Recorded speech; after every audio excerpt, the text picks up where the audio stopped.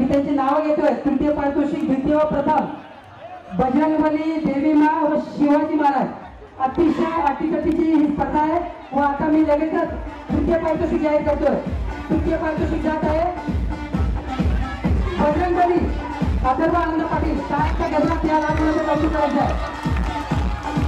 रसोईची गरज आहे तो मूर्तीला अंगात लवकर येते.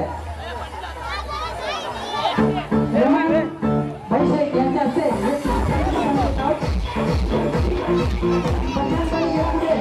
घरी गेला.